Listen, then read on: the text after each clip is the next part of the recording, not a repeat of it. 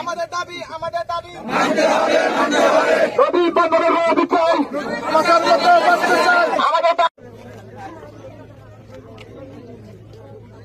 দাবি আমাদের দাবি আমাদের দাবি আমাদের দাবি একটাই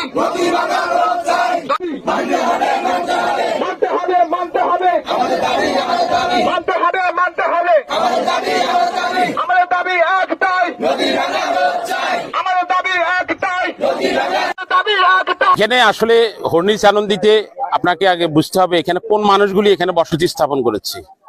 দেশের বিভিন্ন জায়গায় যখন বাস্তবারা হয়ে গেছে ওই মানুষগুলিকে সরকার এই অঞ্চলে 1.5 একর জমি দিছে চরের মধ্যে। এটা একটা চর ছিল, নোনা চর।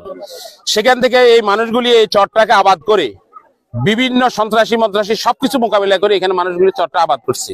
আবাদ করে তারা এতটুকু জমির মালিক হয়েছে, যেটা দিয়ে তারা সারাদিন যেখানে যাক দিন শেষে তার ঘরে এসে আপন নিবাসে শোয়। সেই জায়গাটি আজ থেকে এখান থেকে আমি যেখানে দাঁড়িয়ে আছি এখান থেকে 40 কিলোমিটার দক্ষিণে আরো জায়গা ছিল। এই সব জায়গা মানুষের সর্বশেষ ঠিকানাটা হারিয়ে আজকে মানুষ অসহায়, আমরা সবাই অসহায়। আজকে এই যে নদীর পাড়ে দাঁড়িয়ে আছি, এই নদীর খুব কাছেই আর 2-4 দিন পরে আমি আমার নিজের বসত ভিটা হারিয়ে ফেলবো এবং আমাদের এখানে অনেকের বসত ভিটা আগামী 1 সপ্তাহ 10 দিনের মধ্যে চলে যাবে। এভাবে আরো যারা আছে দেশের বিভিন্ন জায়গায় বিভিন্ন বস্তিতে আজকে আমাদের এই অঞ্চলের অনেক মানুষ অসহায়। 500 টাকা ঘর ভাড়া দিয়ে ওখানে রিক্সা চালিয়ে জীবনযাপন করে, অথচ এই লোকটা 1 কোটি টাকার মালিক ছিল, কিন্তু নদী ভাঙার পরে সব শেষ। আমি আসলে সরকারের কাছে উদারত আহ্বান জানাচ্ছি এই অঞ্চলের সামাজিক এবং রাজনৈতিক সকল কর্মকাণ্ড থেকে মানুষের উপর থেকে যে অবস্থান থেকে সবকিছু মিলিয়ে